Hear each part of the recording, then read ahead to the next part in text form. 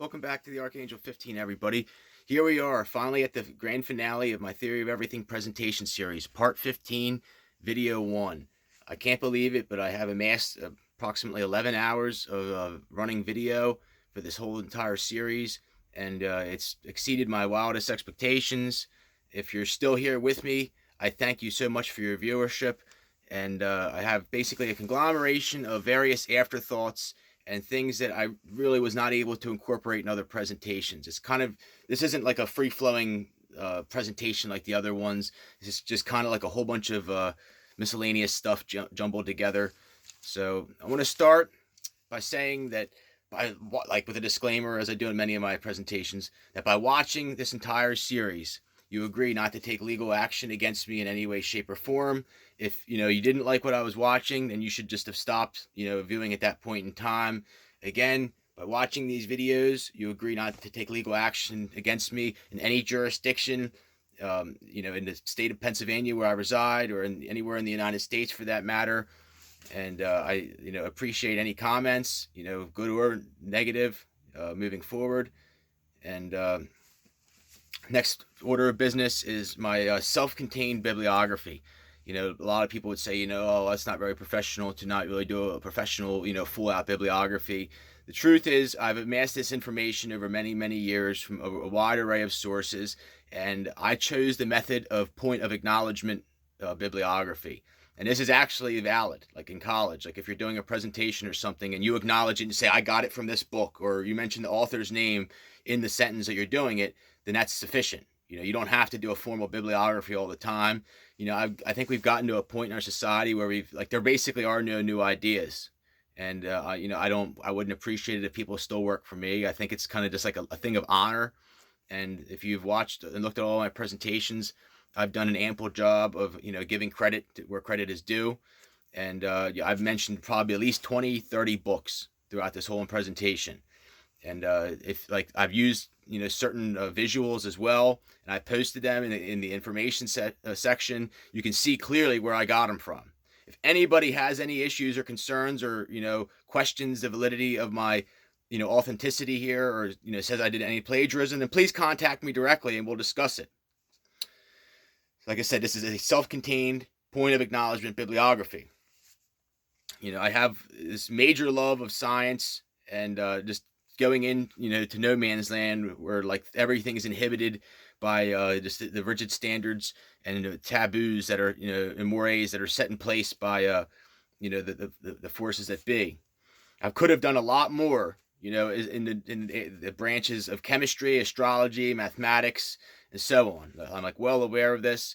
I have 11 hours already. I don't think any longer would be sufficient. I think, I'll be lucky if I get people to even watch this much.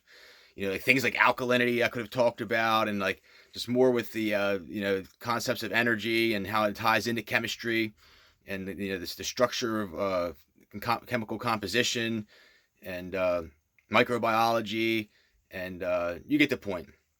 Also, one thing just like out of random I wanted to mention, I think is like really interesting, is air bubbles. Like I don't know, some people maybe can see them and some people can't see them. I don't want to sound crazy here.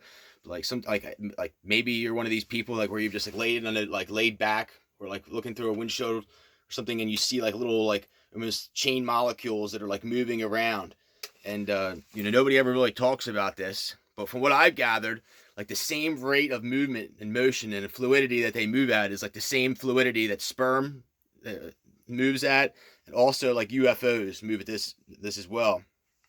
It's like gets into this deeper understanding of the quantum and like I guess dimensional travel and other things as well. And I know that maybe this is why they vaccinate certain people, because they don't want you to be able to see these things. I've talked about various presentations here.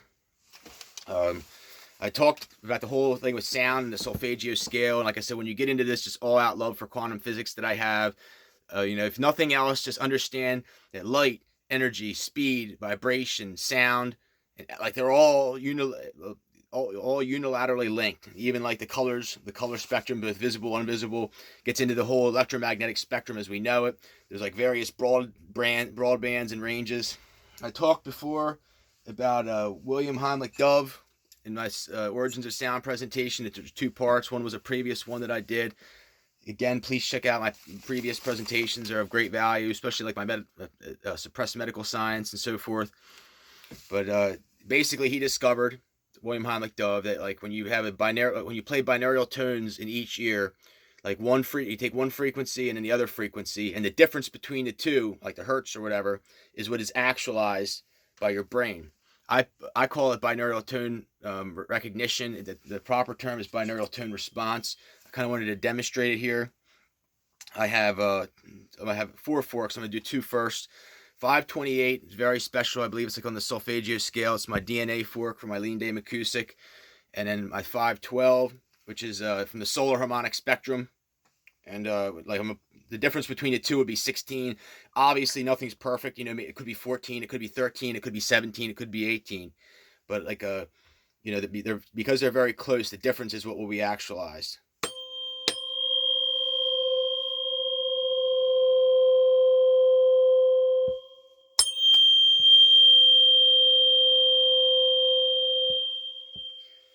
Kind of cool there.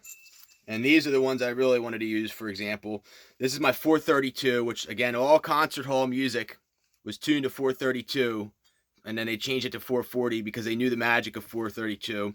And this is my 417, which is basically it's on the solfeggio scale. Like you couldn't just get a 15 hertz tuning fork. 20 hertz is outside anything lower than 20 hertz is like outside the range of human hearing. Maybe like migratory birds or bats can hear it. But like this is how you would get the 15 response. My channel is Archangel 15. Here we are on presentation number 15, so it kind of fits in.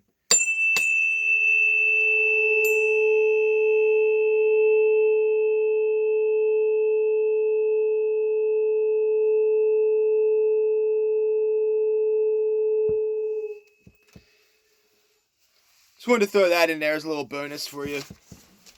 And I basically want you to understand it, like scales, like anything that we know, like that it's like scalable, like a point of reference of measure is like all man-made, and like understand that it's just based on like certain criterion or like standards that are put in place, like like Celsius and Fahrenheit, like where water boils, where water freezes. I mentioned before, like I had this amazing revelation when watching the Steve Wallace camping channel about how negative 40 Celsius is equal to negative 40 Fahrenheit. I don't like that's almost mind-boggling to me. And frequency is a scalable thing. Like I believe that there's like this concept of negative frequency, and when you understand how AC DC current works, and like I said, it gets into like a broader perspectives for time travel and other things. The Philadelphia experiment was based on this. I mentioned before, temperature thing, forks. The bigger they get, the less the frequency is. The shorter they get, like the higher the frequency is. So like hypothetically, you could have one up to the sky, and like how would it get? Like just that you kind of understand what I'm trying to embrace here. I personally, like I said, do not like the Roman-based calendar that we have. I really believe that like in the future, like almost like a new type of measurement of time would behoove the American or the world race or human race, I guess you could say. Almost to do away with AM and PM. From what I've gathered, like anything that you could divide into 360 would like essentially work. And I guess one rotation is what it would be based on. Instead of having like AM and PM, just have like one solid concept. And like I like 15. Would be a good grounds. And like I guess the hours would be longer, but like have 15 intervals into a day. Instead, like I said, do away with AM and PM. Just like a little thing, a hypothetical thing that I've thrown in there.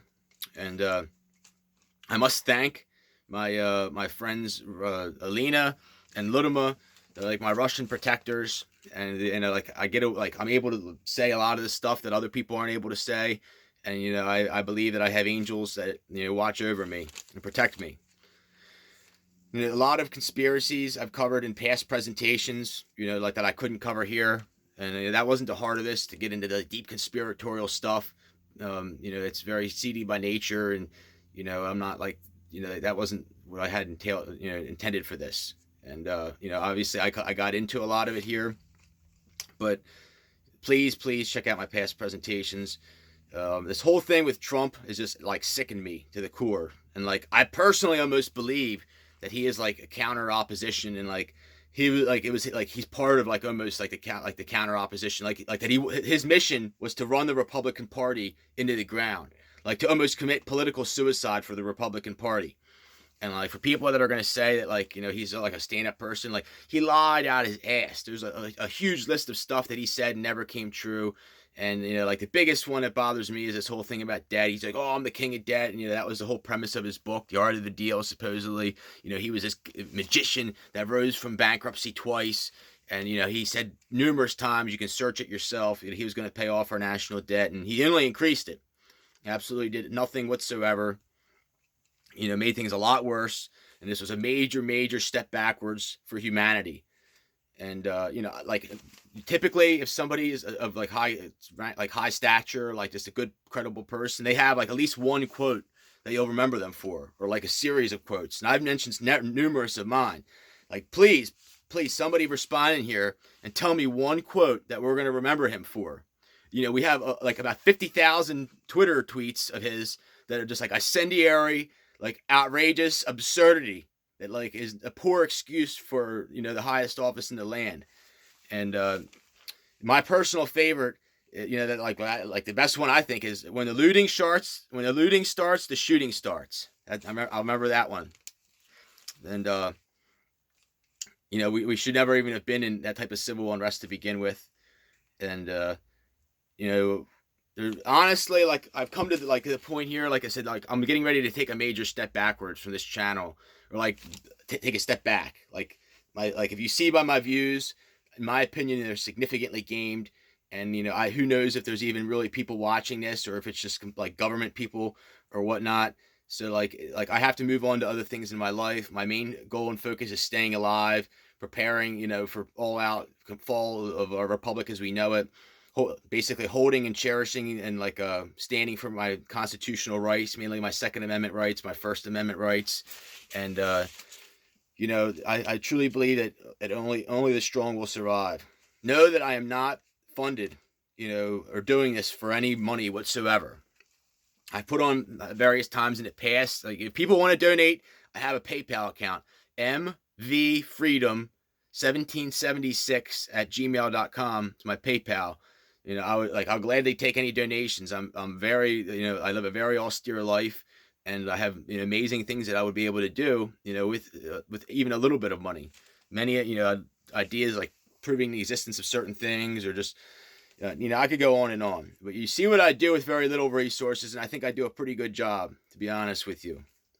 And I feel like anymore, like I've used a lot of movie analogies, and like this is good, and it's, you know, like I'm not trying to be like cliche. But like if my father, I mentioned, was a Vietnam veteran, and he told me like there's few times that he would start telling me stories about Vietnam War, and like, you know, that's where a lot of this mess started. Like just how like our country, just like the whole BS of the military industrial complex, and then like I mentioned how like the whole heroin, like, you know, the whole heroin epidemic is very personal to me.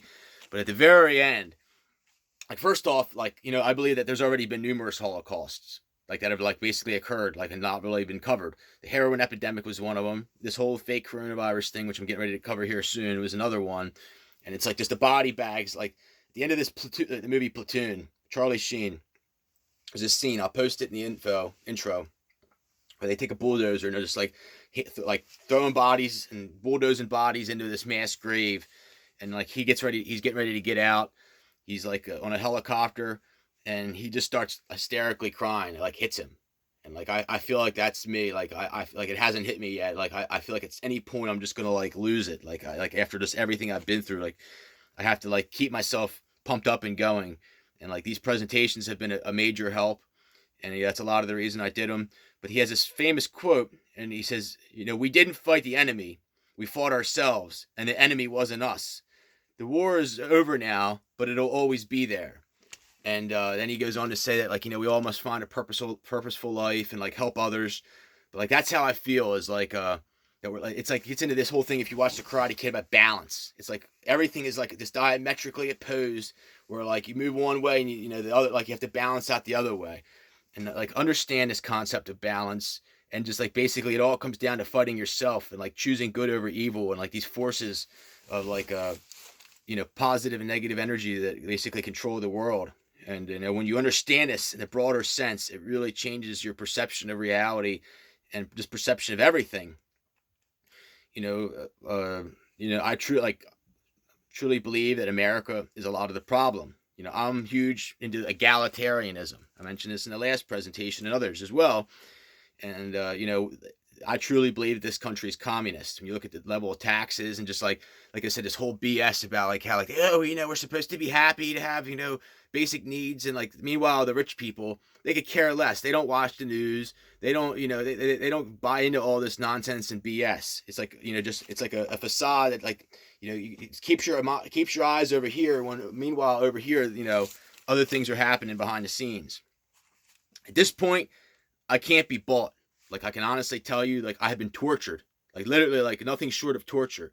Yes, I have a good life. I'm still alive, but I mean, like I have absolutely been just put through hell, and I will never soon forget this. Like they've tried to get me to forget it, and like almost on some Stockholm syndrome stuff, but I never will.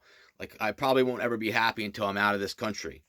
And like that's what the old people always say is like if you don't like it, then leave. And like the truth is, America isn't the greatest country. There's about like if you go to other countries, like and everybody wants to come here. It's not really true. There's like about 10 to 17 other countries that everybody would rather be. Like there's a few basic freedoms in our Second Amendment that really are good. But the truth is, if you really had a lot of money, you would just travel the world, and maybe like certain times of the year go one country, and certain times of the year go other country, or have a house in various places, like the rich people do. I feel like Rambo in the Last Blood movie of sorts, when he's out like for vengeance. And like I've seen a lot of my friends, taken the whole heroin epidemic and just other things as well. And like, yes, like I do believe free will is a bitch, but like it really wasn't fair what happened. And I know the truth, various other people see it the way I do, who knows? I truly believe God is not going to let keep letting this show go on and on and on. Love and energy is where I started this whole thing, and I wasn't going to build up to some sappy ending, and make it like some big nonsense there, but like love and energy, a big theme. The earliest memories of my childhood were when we were with my parents fighting. They got divorced when I was about 5 years old or so, 4 or 5, and love is not what it used to be. I question whether real love even exists anymore. I see a problem with so many broken families. There's an agenda in this country and around the world to phase out men and also the traditional dynamics of the family unit.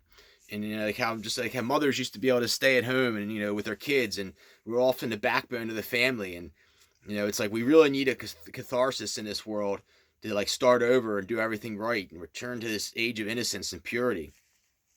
I personally pray that like we go back to the 1800s.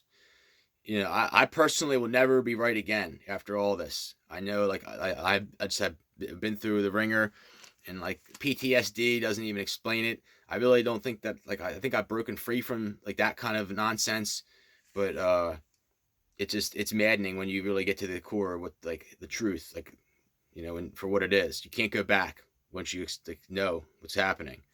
And, it's the world travel that really keeps me going. Some people might perceive me as being anti-American, but I promise you, I used to love this country with all my heart. I used to fly the flag with pride. I was pushed and pushed and pushed to the point where I have no more tolerance, for the BS and games. Absolutely no more. And this last 4 years were it. Absolutely like it for me. I cling to the hope that I meet and find true love and break free from my captors. You have no idea how evil these people are. The fact, like the games they play, like I said, with the stock market, like how they keep you thinking, oh yeah, I'm investing my money in these companies and they need it and want it, and they're, taking my money and, like coming up with good ideas, and like how our, after everything we've been through and how our stock market's at all-time highs, I think we're both smart enough to know that there's manipulation going on there, and it's a facade to keep, like, to basically pacify everybody. Not, whatever. We have major issues moving forward. Like I'm going to give you my take on it right now. This is my opinion. Take it for what it's worth. But like basically, okay. So like let me just start. So like basically, like I talked about the bloodlines of divinity. I believe that like there's like these huge Zionist coups where like they stole the real bloodlines, and like basically attempted to like phase out the other people that were like, the real probably messengers of God, what have you. And the world knows this, the good people in the world. And like basically they knew that Trump was going to like, and his kids, like say Baron, named after Baron Rothschild, and others as well. It's like a little collection of genetics that he has, like a circus collection. And like that they were going to like basically in the end all, he wanted to take a second term and then eventually steal the third temple in Israel. And like I said, he's an effing clown, he's a moron. He's an absolute moron. And he was going to try to steal the third temple along with a whole bunch of other shills. And like basically people stood up to and like knew this. They saw this coming many, many years ago, and then the nukes started flying. And when you have crazy men like him and crazy men like our military, lack of leaders controlling the show, which they have a perpetual history of just starting bogus wars and everything, then like you see, where that will take us. I believe that that we're currently in nuclear, biological, chemical, advanced psychological, and electronic warfare. It's already going on. The whole thing with coronavirus is nonsense. Yes, people really do get sick, and yes, the upper level respiratory thing is real. But like everything that's going on is consistent and congruent with basically what I'm talking about with all these things. And like if you understand what nuclear radiation does, it destroys new tissue. And like in your cilia and your lungs is like warm, wet, and dark, and like the perfect breeding ground just for all this nonsense to happen. And it's really, really bad. And like there's literally like there's like 50 or more symptoms for this supposed virus, which they admit is not one virus. It's like a conglomeration of viruses. And like like plus like okay, so like then like they have everybody basically alienating themselves from everybody. So what you're doing is you're decreasing your herd immunity. So like eventually what they'll do is probably release biological pathogens, and like everybody's going to get terribly sick and die just from like a simple cold. And like this is what they want, like on this total depopulation agenda. And it's like basically what happened to the Native Americans when the evil greedy wasps came over, and like they were so pure and like wholesome, and like the wasps brought this these diseases, and it wiped them out. Wiped them out in many cases. Many corollaries too. The bubonic plague. I have certain psychic abilities, and I've like basically ascertained that by June to August 2021, it's going to be inevitable that they aren't going to be able to hide this ongoing, warfare that's going on. Like one thing you got to understand is like they're going to eventually run out of people above ground that like are going to want to play this game. And like the way things usually work in a militarized structure is the lower level people advance up to the top. That's how it always works. It's like a chain tiered system.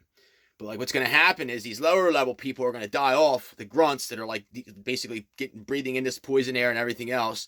And then like they're going to have to start bringing people from the top down. So like eventually there's not going to be anybody left to fight this fight for them anymore. And like it's going to be just people underground. I mentioned like the ramifications with that many of their bunkers were poorly designed and engineered, and that the nuclear dense radioactive particles sink to the lowest levels, and in many cases have already infiltrated the containment buffer zones of these facilities. And like when you go under there, you become very susceptible to like lunacy and just all out mind control. And it probably isn't good. The sex clones and everything else I've talked about, that's pretty much probably all they have to hold on to. And I believe that there's going to be massive die-offs, and that you will see inevitably, like I said, that the truth will have to surface. And like whether you're going to have to just go to a containment facility and be euthanized, or what's going to happen, I don't know. I'm going to fight and fight and fight until I can't fight anymore. I'm not going underground for this country. If they want to come pick me up and take me to Russia or China, I'm with the long train running. 270 years is a joke in my opinion. I would relish in the thought of a catharsis and like basically a fresh, clean start to like, just do everything over again. But I can tell you that we're at least 5 to 15 years out from the building of these radioactive particles. Like if you think it's bad now, like we're at least 5, 15, maybe 25 years from it like peaking, in my opinion. And there's certain people that have the ability to control the ionosphere, and like this is very vital when in this whole broader sense. And you basically as much like by using all these chemical cleaners, you're adding already immense amount of toxins to your already toxified body. And this is going to weaken your immune system and just basically kill you off. Like I said, the virus is BS. This is just my opinion. Like hair loss and teeth falling out, two symptoms that are just a joke. And throughout my various presentations, I've given many keys and secrets, to how to make it. Iodine, molybdenum, and take it for what it's worth. I have a huge love and passion for Eastern medicine. When you compare it to Western medicine, it makes me really embarrassed to say that I used to give doctors as much credit and acclaim as I did. I consider myself higher than most medical doctors, to be honest with you. I'm not saying that they don't know all the stuff that I know, but I don't think that they're the good ones. And given the scientific method, pretty much everything that I'm advancing in this whole entire presentation, whether it's what I'm saying now, whether it's the origins of the universe, can be argued into a rhetorical conundrum of sorts. And it's very futile to be certain about any one thing. The complexity of our modern life is deeply saddening and disheartening. I state that there is a major deficiency and lack of real transformational leadership. There is, no need, almost in my opinion, for a federal government. Everything can really be done at a county level. We need, in my opinion, a new global currency without microchipping or RFDI or anything like that. That's just like totally demeans the will of God and is like totally in Revelation. And like I said, if they start doing anything like RFDI or microchipping, like the same thing that Hitler did with the Jews, you put the hexagram Star of David numbered on them, and like basically that you're getting ready to be holocausted. You're being like numbered for extermination. And the Zionist-controlled central governments have been screwing everyone over for years and years. These people have stolen, like I said, genetics, poisoned people, and like what's even worse is like the Russian people in this country. They'll say that you have mental illness, and like make that as a reason why you can't have kids, and like it's a bigger eugenics agenda, and it's absolutely just pure evil that they would steal genetics and then try to say that the good people that they stole them from are like ill fit to have kids, and then keep you financially suppressed. This is what they do. As you can tell, I'm big on medical stuff. I also love pure aspects of law. I've asked the question in the past, what does God value? There's certain self-evident answers, like purity, truth, wisdom, courage, honor, and justice. Justice is really big in the eyes of God. A little side note, in America, we have the highest proportionate percentage or number of prisoners, basically enslaved. This creates a vicious cycle. Once people get arrested and they get like released, they're like they have this high rate of recidivism, or like they have a hard time getting a job because they have a criminal record, and it's like done on purpose to keep people down. And it's just like horrible. Like the rest of the world knows about this. It's the most evil thing ever. And I'm going to actually end this presentation here and start with video number 2. See you soon.